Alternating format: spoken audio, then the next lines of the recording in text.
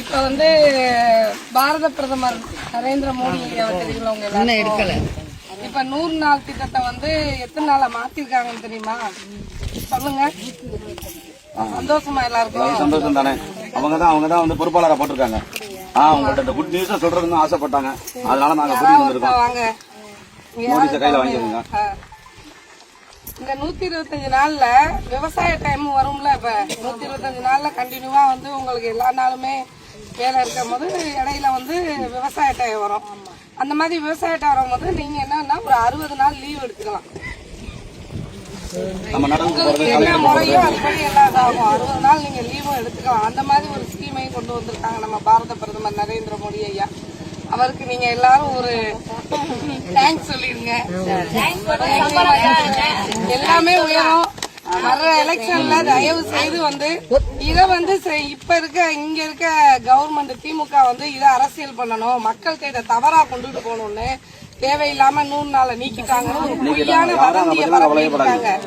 அதெல்லாம் கிடையவே கிடையாது. பாரத பிரதமர் எப்பவும் ஏழைகளோட பங்காளன். ஏன்னா அவரே ஒரு சாதாரண குடும்பத்துல இருந்து சாதாரண குடும்பத்துல இருந்து வந்தவர். பெரிய பணக்கார வீட்டு ஜமீன்தார வீட்டு வாரிசு இல்ல அவரு.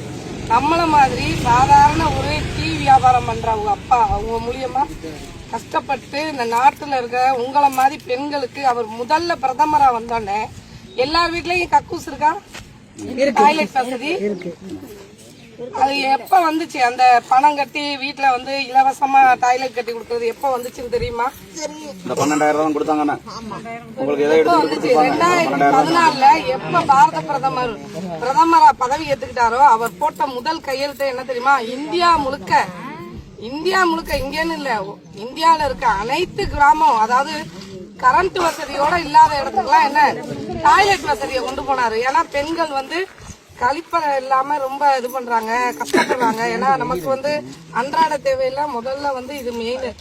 அதை கொண்டு வந்தாரு நம்ம பாரத பிரதமர். இங்க இருக்க திமுக அரசு என்ன பண்ணுது? எல்லாத்தையுமே மக்கள்கிட்ட வந்து நிறைய விஷயம் நீங்க இப்ப வந்து வலைதளம் போன் எல்லார் கையிலே வந்துருச்சு. என்ன நடக்குது, எது உண்மை எது பொய்ன்னு நீங்களே தெரிஞ்சுக்கங்க. படிப்புக்கு இதுக்கு சம்பந்தம் இல்லை. தெளிவா வந்து ஒரு விஷயம் நடக்குதுன்னா அது உண்மையா? திமுக கவர்மெண்ட் இன்னைக்கு வந்து விலைவாசி எல்லாமே ஏத்திட்டாங்க தெரியுதா? இன்னைக்கு கரண்ட் பில்லு எவ்வளவு வருது கிராமத்துலன்னு பாக்குறீங்களா இல்லையா? முன்னாடி எவ்வளவு வருமா?